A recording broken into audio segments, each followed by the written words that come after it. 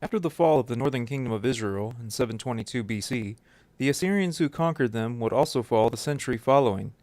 After the death of the Assyrian ruler Ashurbanipal in 627 BC, the Assyrian Empire began to crumble due to civil war. Taking advantage of this weakness, the Babylonians attacked in alliance with the Medes, Persians, Scythians, and Cimmerians. Nineveh was sacked in 612 BC, and the seat of power in the region was transferred to Babylonia. Thus began a period of Mesopotamian history that witnessed a significant improvement in daily life. Agricultural projects flourished, as did other arts and sciences. This new power would be known as the Neo-Babylonian Empire. The most significant ruler of the Neo-Babylonian Empire was King Nebuchadnezzar. He would go on to capture much territory for his empire, as well as beautifying his kingdom with impressive construction projects. For example, in 605 BC, Nebuchadnezzar led an army against the Egyptian ruler Necho II, who was occupying Syria. This would go down in history as the Battle of Carchemish, where Pharaoh Necho II was defeated and Syria and Phoenicia were brought under the control of Babylon. In the field of art and architecture, Nebuchadnezzar enlarged the royal palace, built a bridge over the Euphrates, and constructed the processional way and the famous Ishtar Gate, lavishly decorated with glazed brick. In addition to these military excursions and engineering endeavors, King Nebuchadnezzar also made biblical history through his sieges of Jerusalem and by destroying the Temple of Solomon.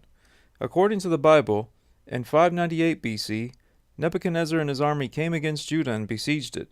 King Jehoiakim died during the siege, and in the following year, 597, Nebuchadnezzar conquered Jerusalem and took the new king Jeconiah prisoner.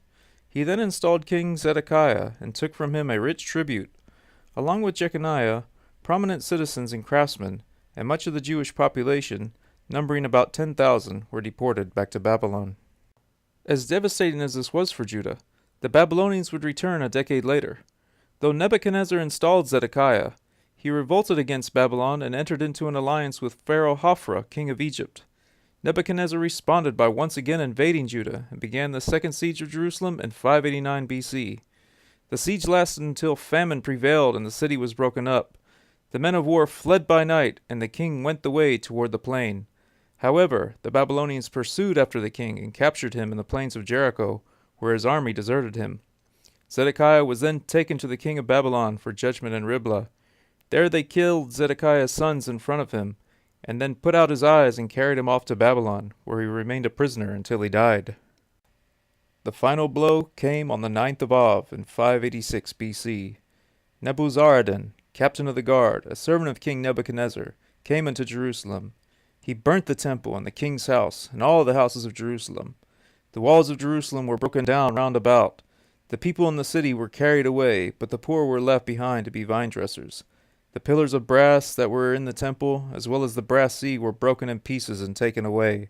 All the vessels of gold and silver were also plundered and taken back to Babylon. The temple was completely destroyed, and all of Jerusalem with it. King Nebuchadnezzar returned to Babylon with the treasures of the temple and a great number of the people of Judah. This would be the final deportation in the period of Jewish history known as the Babylonian Captivity. This is the Leap of Faith.